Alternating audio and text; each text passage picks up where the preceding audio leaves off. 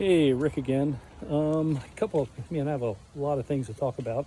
When I was talking about solar a little bit, if you listen to some of that, there's just so many hidden costs with solar. It's kind of crazy. I'm going to my shop here. I've got to turn my lights on. So anyway, I'll talk about solar. But Home Power used to put out a great magazine and talked a lot about solar. Back in 2008, I do have a couple solar panels, but I have it basically for my ham radio. And you can't just have a solar panel and generate electricity. It actually generates electricity, but you have to have rectifier and a way to store it and a way to convert it and to manage all the power. So it can be a little tricky. They do have a lot of good things, I guess, from charge battery packs and stuff like that. So they're pretty good. How long they last, it's hard to say. It's all based on the batteries.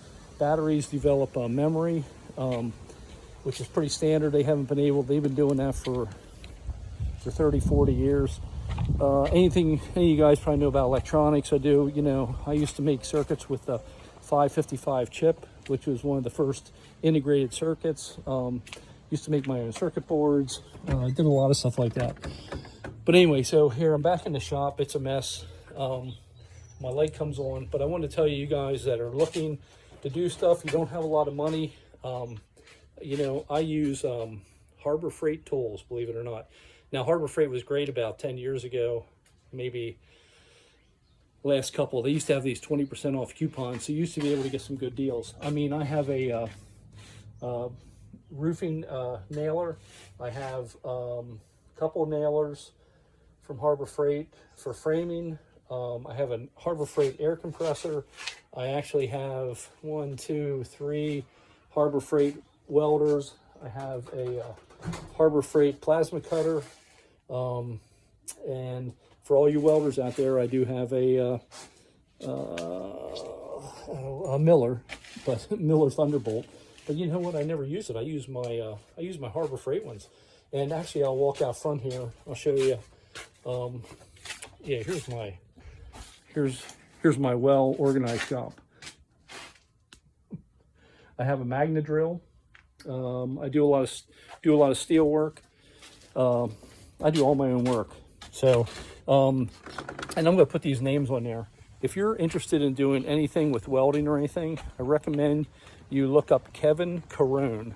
He's an artist out of Arizona. I followed him probably the last 10 years, I think. Don't quote me on that. But he's taught me so much about welders, learn about MIG, TIG, and stick. And I did go and I took a adult class about 8 years ago, maybe 9, maybe 10 years ago now, and just did one course on stick welding, but then I was able to stay in the course, just going back and helping the kids out and stuff like that, and learn about MIG, TIG, and what to do. But here's one of my projects.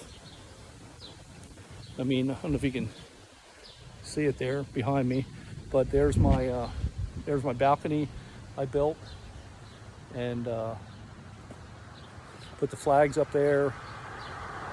Have the 2 flags. My one flag was from my dad. He was a POW in Germany, and the other flag was from my uncle, Jay Stoner, PFC. He was the first cryptologist killed in battle in 17 days before the end of Korea.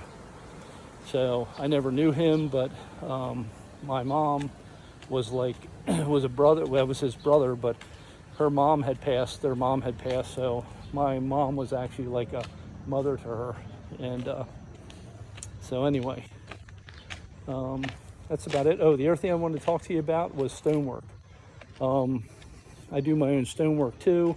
This was just some limestone. This was I did like a curved walk here, and I did my front walks outside. I do a lot of my brickwork. Am I a great mason? Of course not. Remember, I'm not an expert. I am a Rick of all trades, master of absolutely none of them. So, but the other thing I want to do was talk about, if you want to do stonework or anything masonry, look up Mike Haddock, Haduk, I think is his name. He has a lot of great videos, whether you want to do a stone wall, parge a wall, lay bricks, you know, he can teach you all that. And probably one of the biggest myths is that people say you can't do it. But if you have the drive and a desire to do it, you can do anything you want. So have a great day.